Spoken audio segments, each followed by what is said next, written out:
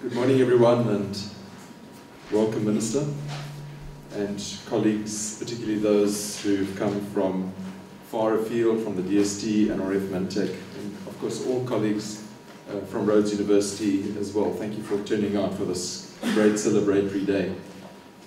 But it's a particular pleasure to welcome you, Minister. I think everyone knows that you're a highly valued minister and perhaps the most loved cabinet minister that we've got, and this is not just my opinion. I've heard members of the opposition in Parliament inviting this minister to join them in a budget speech, and I think in all the other budget speeches they fight with the ministers. So it's a great privilege to have you here so that we can celebrate this day with you, and so that we can personally thank you for the fine support that we've received from your ministry, from your department, from all of your departments, but we're noting science and technology today, so our warm thanks. Rhodes University is known for its research. We are proud of that. We like to call ourselves a research-led university. We shy away from the term a research university directly, because we are very proud of our teaching and our community engagement too. So at Rhodes University, the term research-led means that the kind of people we choose to do our teaching and our community engagement are scholarly orientated people. Our secret of success as the smallest university in the country, we believe, is that we highly value the scholar-teacher model. Those are the people who we have in the classrooms from the first year up, people who engage at the forefront of creating knowledge. We think that this is a really, really important factor in the success of Rhodes University. And so to the importance that we place on community engagement, we believe that that's one of the secrets of our success. And I had to grin, and I think this is probably Mrs. Suri's wheeling and dealing, that all the photographs are going to have in the background. Look at that. Whoever put that up and sneaked that in was very strategic. But I think that is symbolic of the importance that we create, that we place on community engagement at this university, and that so much of our research has that spin-off directly, not even thinking about it in the future. Of course, we look at basic research as well as required research at this university, but engaged research is something that we put a particular emphasis on, and we're proud of that. So with those emphases, we believe that we can make a scholarly contribution and a practical, direct, everyday contribution to the lives of the people around us and to the planet around us. So it's not only that we serve society, we also want to serve the environment and preserve this planet for future generations. That is our mission in creating new knowledge, applying that knowledge, and disseminating that knowledge. Today we are, of course, especially celebrating nanotechnology, but it would be remiss of me in my job profile not to celebrate all of the research that we do at Rhodes, and to point out in front of you, Minister, that there are other areas of excellence at this university as well. We are very, very proud of the other areas of science.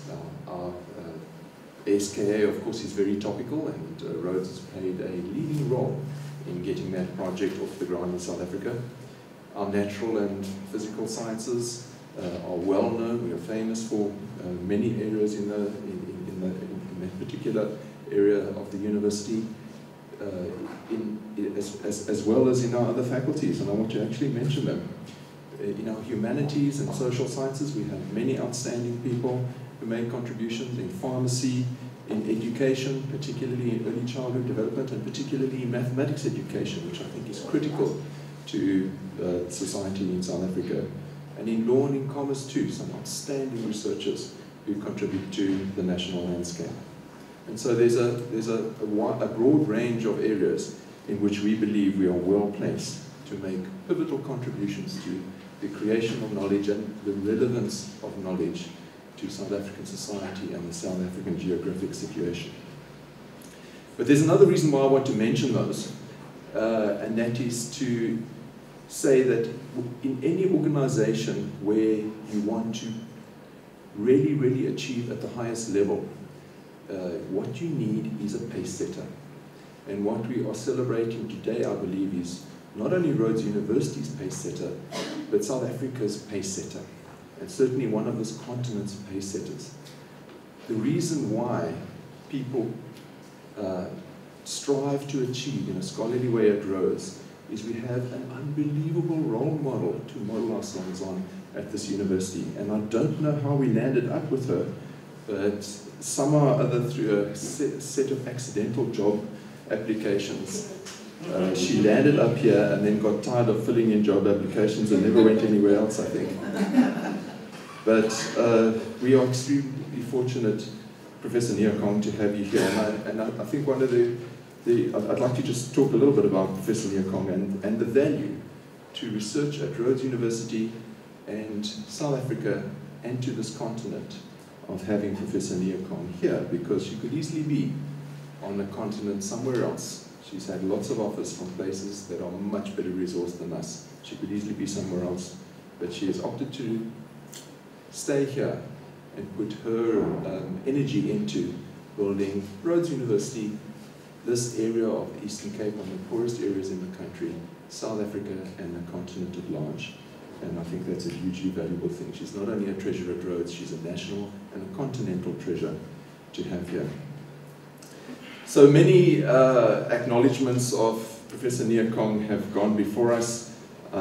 Just to remind you of a few, the very big ones, the L'Oreal UNESCO laureate in 2009 for Africa and the Arab states, very high profile.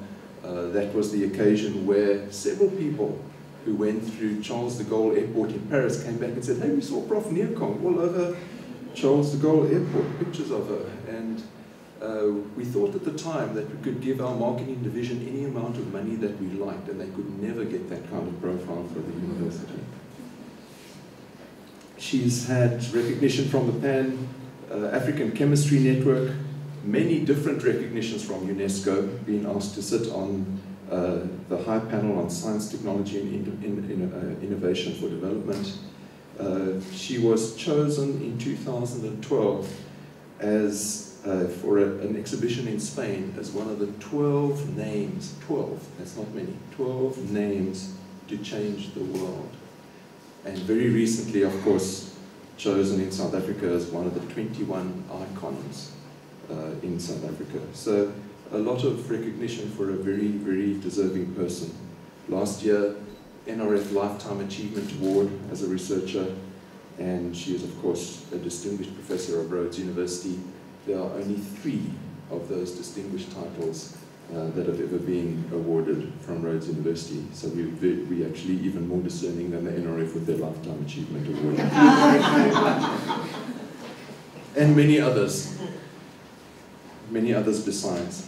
So what does it mean to have a researcher of this caliber, to have a center of this caliber at Rhodes University? Well, first of all, it's in the knowledge production. We do research to create knowledge, and we have to admit that that's why we do it. That's the reason why the DST, the NRF, Mintech, and other entities support this particular center. Why? Because there is value in the knowledge being produced, in the application of that knowledge, what it can gain.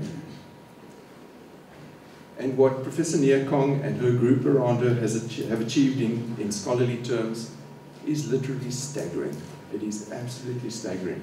We are proud at this university to have one of the highest per capita research outputs in the country. We're amongst the top 3 universities in per capita output. But of course we know that that per capita output is not even across every researcher at Rhodes University. It's highly skewed towards some highly productive people. But there's no one more productive than Professor Neokong. In 1 year alone, she and her group wrote 50, just in case you thought that was 15, scholarly papers. And one of the other things we're very proud of at Rhodes University is the standard. And one of the standard measures that come out in the DHET's ministerial statement every year on research outputs is how many of those research outputs are in internationally accredited journals. And Rhodes University is at the top of universities, 88% of ours. The only other university that reaches that mark is UCT, so I'll mention their name, although they are a much lesser university. But that is a staggering achievement. How many would you guess of Professor Neokong's 50 papers last year were internationally? Do you think it was 88%? No, it was 100%. 100%. So this is the kind of example that we have. And I mentioned, of course, the example in the classroom. I mentioned, of course, the community engagement. And these are all the things that spin off from the example of Professor Neokong as well.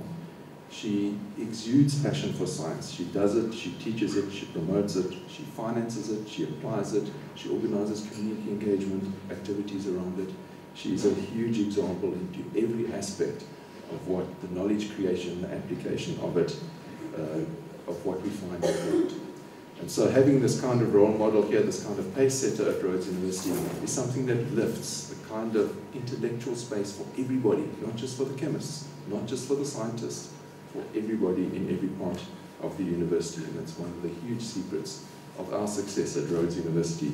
And we hope that it continues for many, many decades to come. Today, as well as celebrating the extension to the Rhodes DST Center for Nanotechnology Innovation, we're also celebrating our latest chair to be awarded from the NRF. It will be the 11th Saatchi chair to be awarded to Rhodes University, and we're very proud of that number. And I think it's very fitting that this chair can be announced on this day while we are celebrating the extension of this particular center, because the incumbent of this chair, who is Professor Janus Limson, and who's sitting right over there, is a product of this very center. So this is, I think, one of the most supreme pieces of evidence for capacity development that you could ever put on the table. And in addition to congratulating Professor Limson on the award of this chair, I want to congratulate your supervisor, because you didn't do it in a shabby job. And so we are very, very happy today to celebrate the award of this chair as well. The award of this chair is going to have the particular focus of science engagement around biotechnology innovation. We have one of the top journalism schools at this university, but we didn't put in a proposal around journalism. We put in a proposal that said, let's put a strong and established scientist into place to lead the science engagement, produce the next generation of scientists who are good at speaking to the public and to everybody, in fact, about what they do. And this is the orientation of this particular chair. So congratulations to Professor Janus Limson, but today congratulations to Professor Thibela Neokong. Thank you all who are here and contribute to what research at Rhodes is. You're making a huge contribution not only to Rhodes, but to South Africa and to the world.